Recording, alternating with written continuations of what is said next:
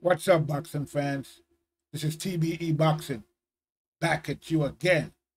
Today's topic, rock stars, Carne-Lo, El Carne, Alvarez, Oscar, Herbal Valdez, a.k.a.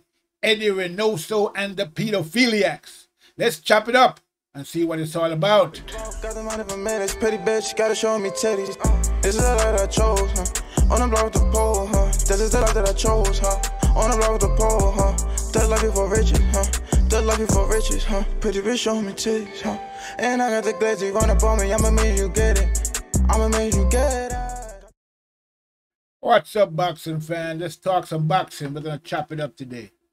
All right, so let's talk about this whole Oscar Valdez and Team Reynoso and what's going on over there at their camp. It looks like, there are some problems over there. Now, when lightning strikes once, that's one thing. And then when lightning strikes twice, and not just twice, but twice in the same place, that's pretty unusual. Okay, that's like a 1 in a million, or 1 in a trillion, or 1 in a billion, or whatever. But just say the odds are very high in a situation like that. That lightning is going to strike in the same place twice, the exact same place. Okay, and in this case, we're looking at this whole Team Reynoso. As we all know, Carne-Lo was banned for I think it was like 6 months, I believe, for using PEDs. Okay, that was several years ago. I think around 2018, somewhere around there. And now from the same team, the Carne-Lo was the lightning striking the first time, and now we have Valdez lightning striking again in the same exact spot, the same team. Okay, again with this whole phentermine scandal that's going on with Oscar Valdez now. And people always say, and the common the common conception is that where there's smoke, there's fire. And in this situation, we have a lot of smoke. Okay, there's a lot of smoke, and like we say, where there's smoke, there's fire. You're not gonna have smoke without fire.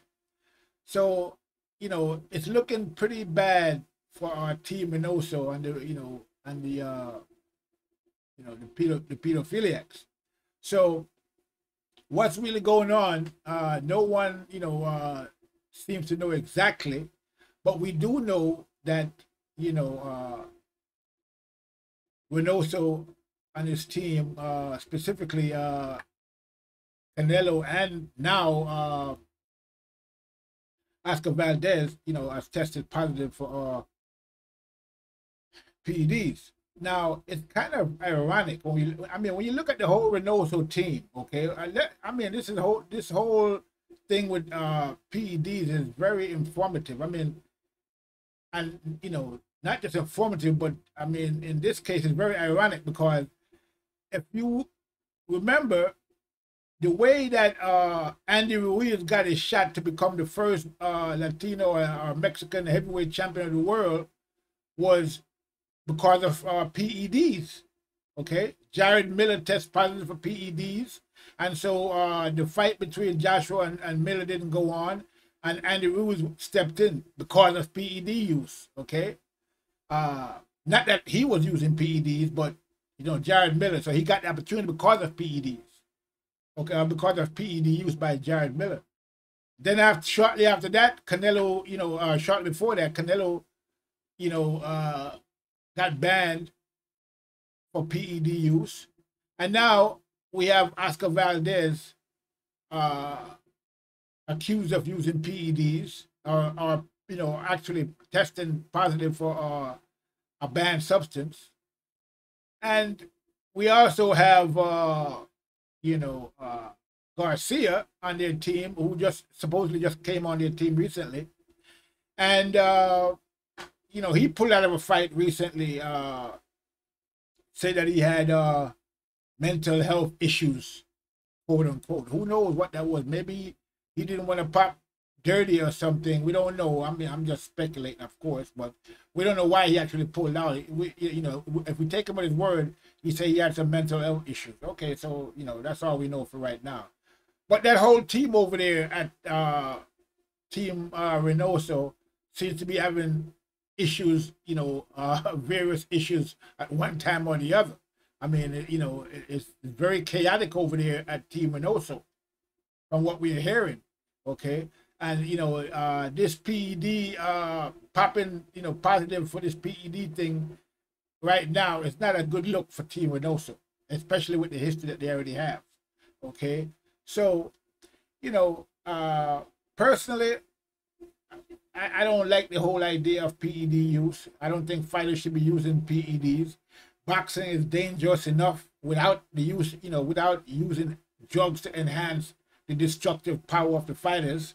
Okay, boxing is a dangerous sport, you know, without any PEDs whatsoever, and so there's no need for that. And you know, I think that we should really, you know, boxing needs to have a more effective deterrent for PED use than they have currently. And the only way you're going to have an effective policy is to actually dish out punishment for people that, you know, that test positive. Okay, so you know, I'm not really a fan of this whole, you know, taking it lightly when it comes to PED use. And I think if a boxer is test positive and is proven that, you know, it wasn't a mistake or you know, or anything like that, then I think they should get the punishment that, you know, is commensurate with such an offense. And I think, like, for example, for me, if a boxer tests positive for PED use, he should be fined a monetary fine as well as a suspension. Okay, so it shouldn't just be a suspension, and the suspension should never be less than a year, because a lot of fighters don't fight more than once a year anyway. So you suspending somebody for a year, it doesn't mean anything, you know, it doesn't really mean, but maybe that should be suspended for, you know, 18 months. And the first time they test positive, 18-month suspension and a $50,000 fine.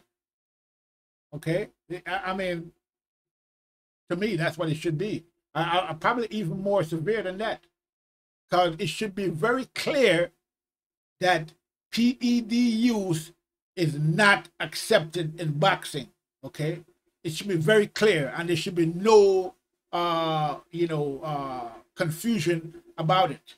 We shouldn't, you know, encourage these boxers by giving them, you know, a slap on the wrist and, you know, oh, and a wink, and, you know, don't do it again. No, these guys should be punished severely for PED, because it's a dangerous thing to do, and you could be putting somebody's life at risk. Anytime a boxer steps in the ring in the first place, he's putting his life at risk anyway. And then to add on to that, you know, the use of PEDs by one of the fighters, and I mean, it's putting the other fighter at a great disadvantage, and this should never be tolerated under any circumstance. Okay, that's the way I see that. And you know, this whole thing with Oscar Valdez, you know, saying that it was herbal tea, and then Carne-Lo, you know, and I say Carne-Lo because carne is meat in Spanish, so it's Carne-Lo. Carne-Lo said it was the meat. Okay, I mean, first it was the meat, now it's the herbal tea. So you know, to me, I mean, boxing had enough problems already. We're already not getting the fights that we want, and there's so many things wrong with boxing as it is right now. And now you know they're adding PED use to it as well. You know, it's just another black eye for boxing, and you know, it's not a good look in no way, shape, or form. And you know, fans are, you know, the various boxing organizations, they should really you know, speak with one voice in this situation, and you know, just say no to PED use, and make the punishment for fighters that get caught using PEDs commensurate with the offense, and it should be severe so that the fighters don't do it. You know, 18 months suspension the first time. Okay, second time you get caught, 3-year suspension. and $100,000 fine. Third time you get caught, banned from boxing. Okay, you should be banned, period. So that's the way I see, the PED use. That's the way it should be. And anything else, is just playing around. Okay, so so I mean, I don't know. I mean, at the end of the day, now we know that Canelo is constantly mentioned as either number 1 or number 2 pound for pound champion in the world. Okay, I don't think that somebody that's accused or have that have used PED should be considered on the pound for pound list at all. Okay, so that's why if I mention Canelo as pound for pound, I would never mention him as number 1. Even if I do mention him pound for pound, I would never mention him as number 1. And he actually shouldn't be on the list at all. Okay, when you have actual fighters out there who are working hard daily, and guys like Terence Crawford, who has never been even a hint of any PED use on his part, and so many other fighters who grind it out day to day trying to make a career in boxing, and then they have to go up against people with unfair advantages using PED. It's just not right, and we should never tolerate this at all.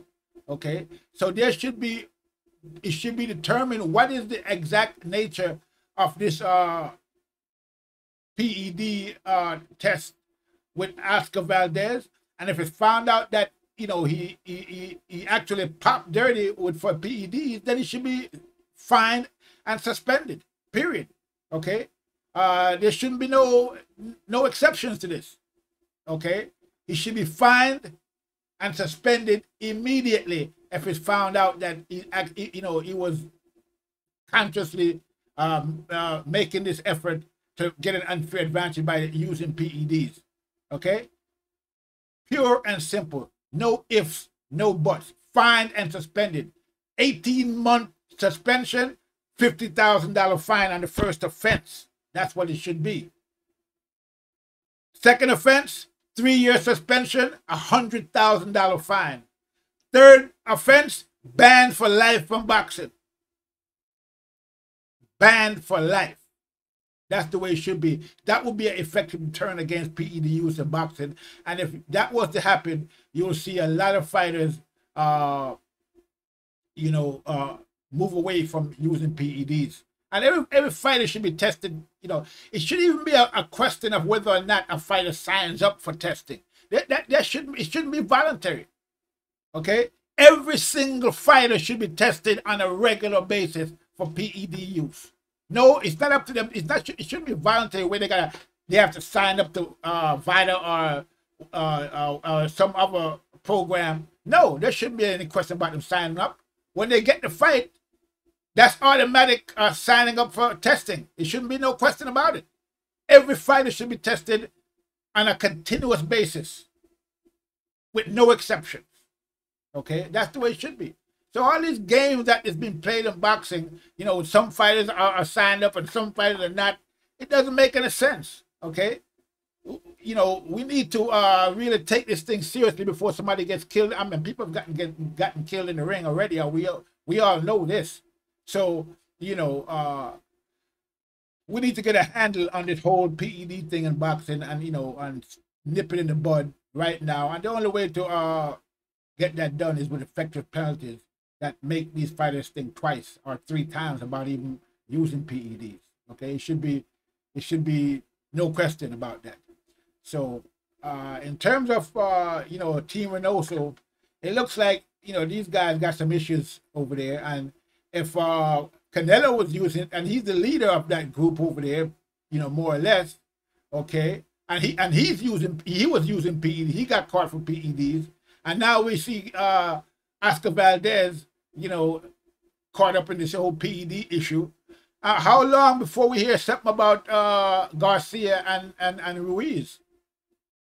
Okay, so we gotta keep an eye on that. It looks like we're gonna have to keep an eye on Team Reynoso for the near future, because it looks like they're having some issues over there with PED use, and if that's the case, boxing and the boxing commission need to move, quickly and effectively in you know, and taking care of this situation before it gets out of hand, or any more out of hand than it is already. Okay, so yeah, no, you know, we shouldn't be giving these people that use PEDs no mercy. Okay, if you get caught, you get fined and you get suspended. Period. No ifs, no buts. So yeah, that's what, you know, I'm gonna leave it there. That's all I have to say about that. You know, okay, I'm not a fan of this PED situation. You know, boxers using PEDs. I don't think it should be taken lightly. I think the penalty should be severe, and you know, it should be quick and severe. Okay, it shouldn't be no pussyfooting around, and you know, once they get test positive, once we find out what's really going on, quick, severe, and effective punishment, suspension and a fine immediately thereafter. So that's the way it should be. And I'm going to leave it there for now. Make sure you like and subscribe to the channel. Okay, go to tbeboxing.com. Check out the latest comments and articles on boxing. That's all I have for right now. This is TBE. I'm out.